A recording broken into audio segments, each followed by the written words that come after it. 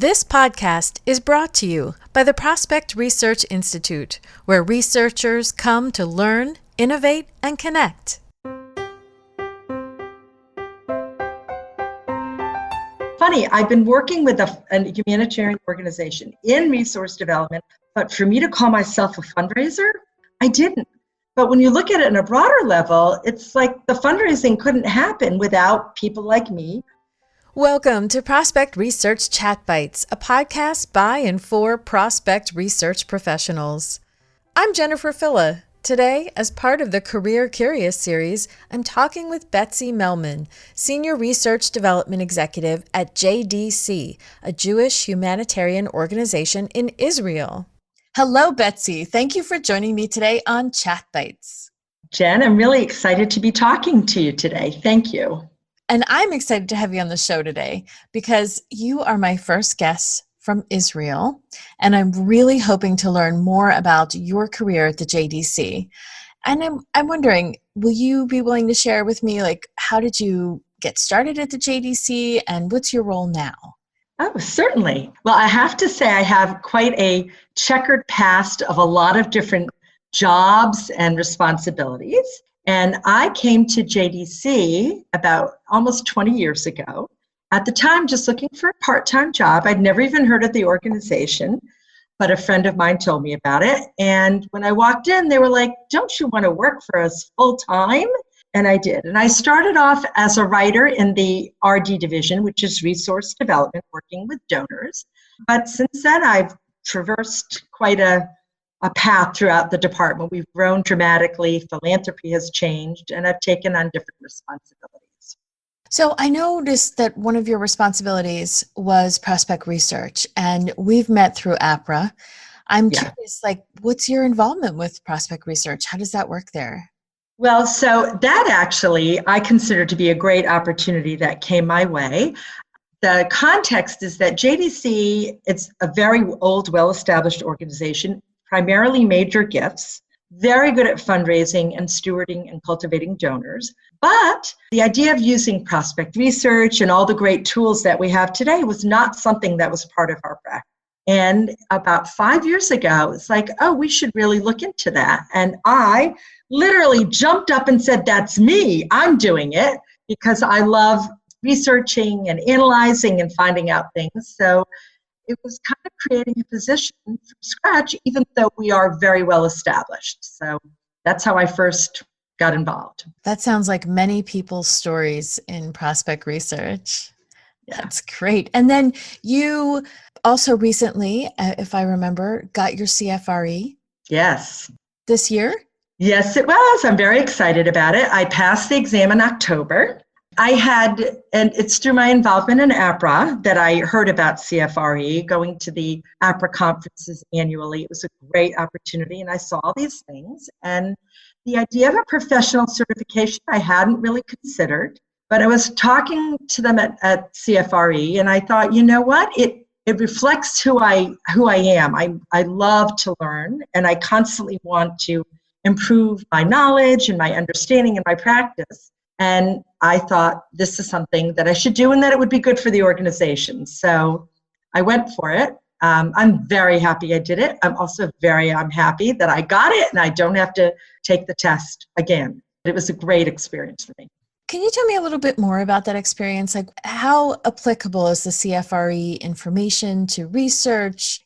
What's it like to have to learn that? Sure. So CFRE, the professional certification, is based on a few different things. One is a commitment to continuous education, to giving back to the community, whether you're volunteering or serving within your profession, and also being actively involved in philanthropy and fundraising. And it's very well organized. There are different knowledge domains. And the certification process requires people to show best practice level of knowledge in each of these domains, which would be, for example, ethics and accountability, securing the gift, marketing and communications. And each area is very well defined. And I think what was so interesting about it, and I believe this is true for a lot of people who take the exam, is that there were certain areas that I was like, oh, I know this. And then other areas, even though I deal with them, I was like, uh-oh, how much do I really know? So by studying for the exam, it made me look more closely at what I knew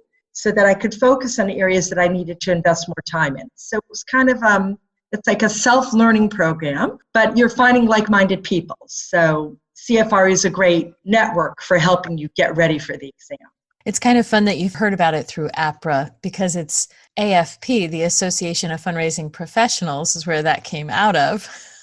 Yeah, so I just want to say a comment about that because it's funny. I've been working with a humanitarian organization in resource development, but for me to call myself a fundraiser, I didn't, because I'm not a frontline fundraiser. I have raised major gifts for the organization, but it's not like my sole role is to go out and knock on the door and meet with donors. Wait, it's like, I'm not a fundraiser.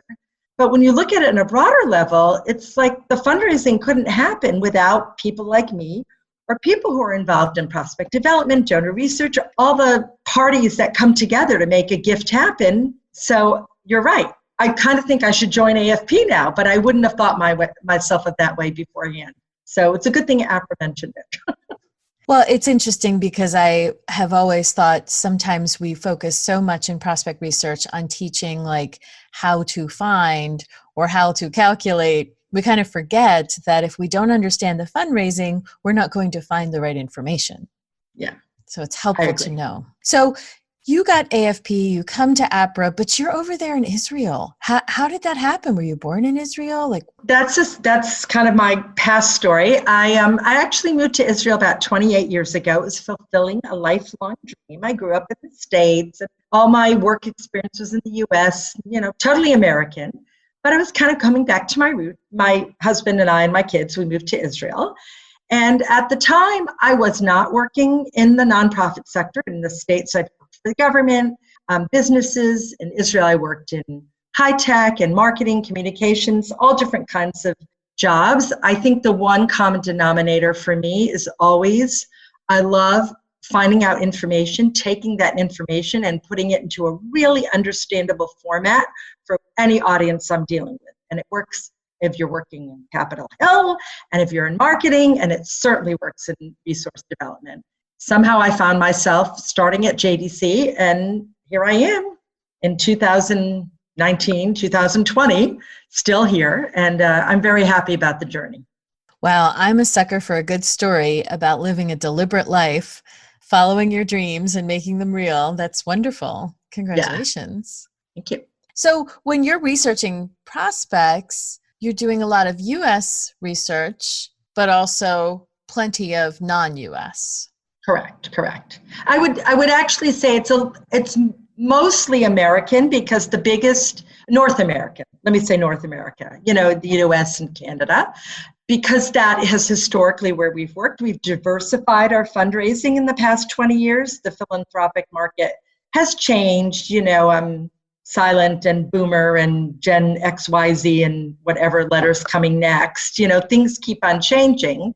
So, but the pace of change is so much faster than it was, say, 20 years ago. You can just see things speeding up. So we've definitely branched out to diversify our fundraising, and that's how the international became part of what I do. And how is that working for you? How are you finding things? Are you changing what you're presenting? So any of us who work in the field of prospect development, especially in the States, I think it's great, all the resources we have. I mean, I am a bookworm. I love libraries, but oh my gosh, I love all these new products that are out there. And we're very fortunate. We have, we work with some great vendors, and it just saves me so much time being able to use that.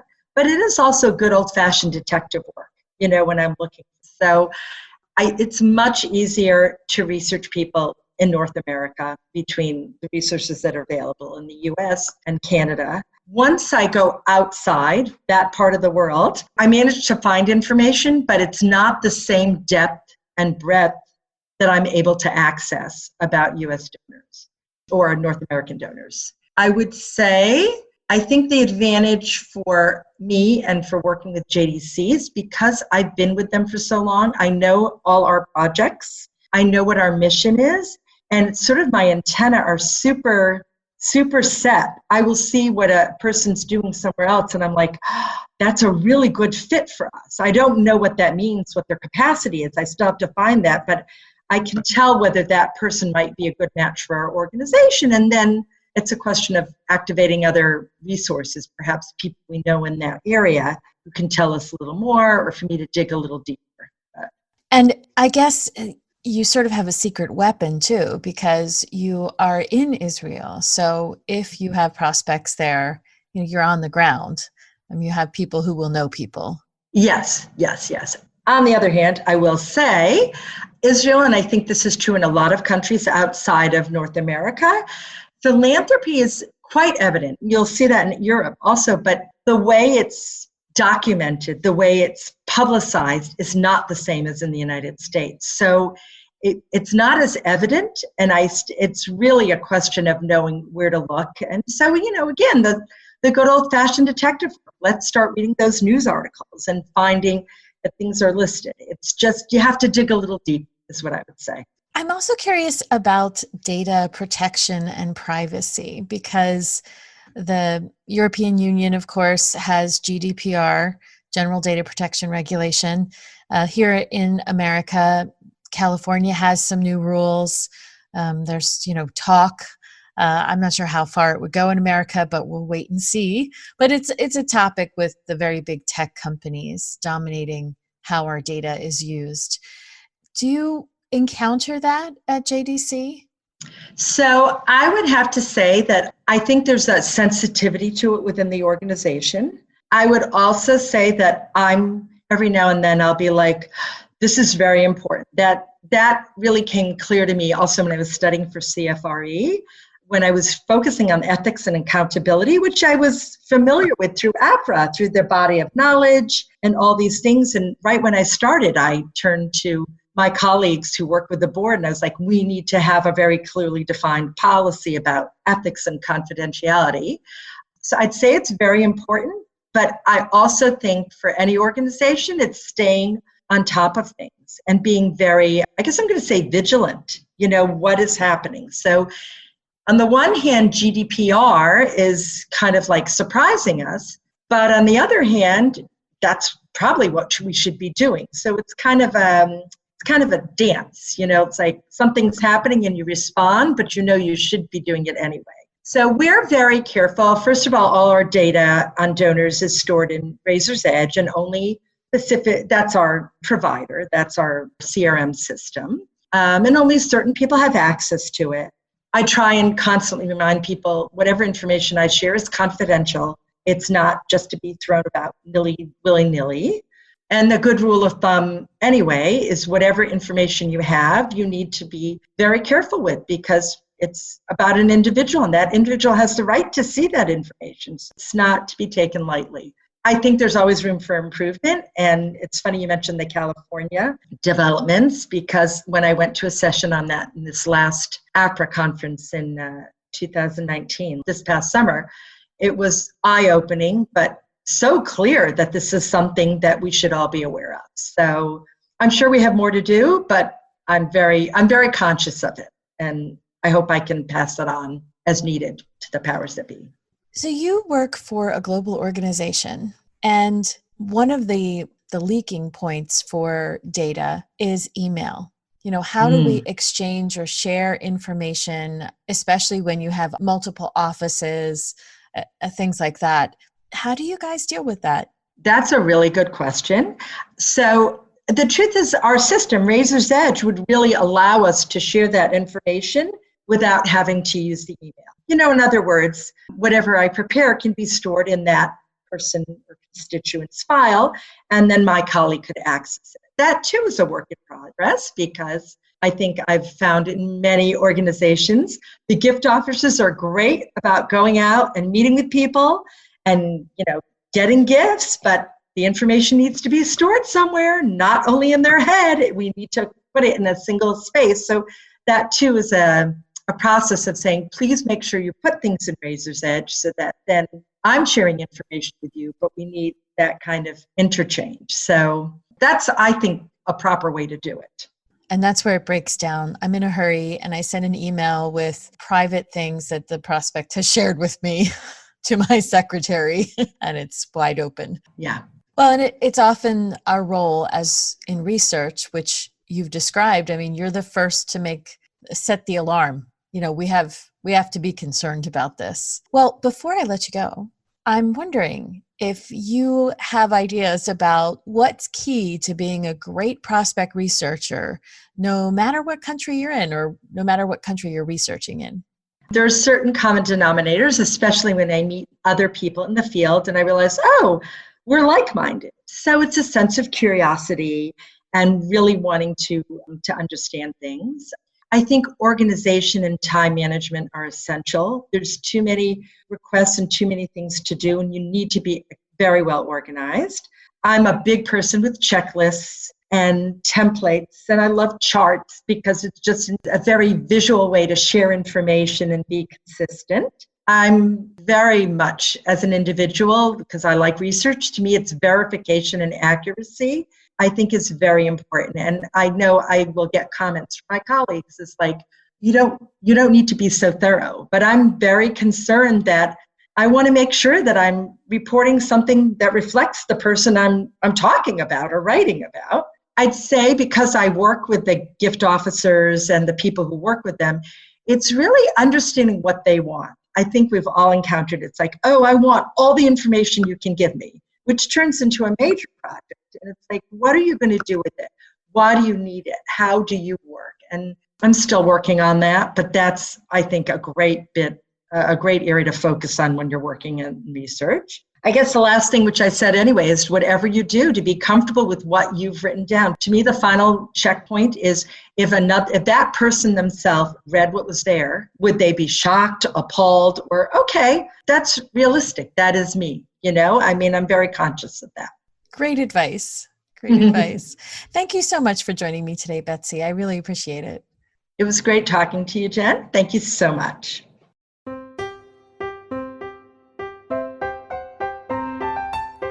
That was Betsy Mehlman, Senior Research Development Executive at JDC, a Jewish humanitarian organization in Israel. Were you surprised that there's formalized prospect research happening in Israel? I've had the pleasure of meeting prospect research professionals around the globe, and I hope to bring more of them to Chat Bites. Our field of prospect research has definitely gone global.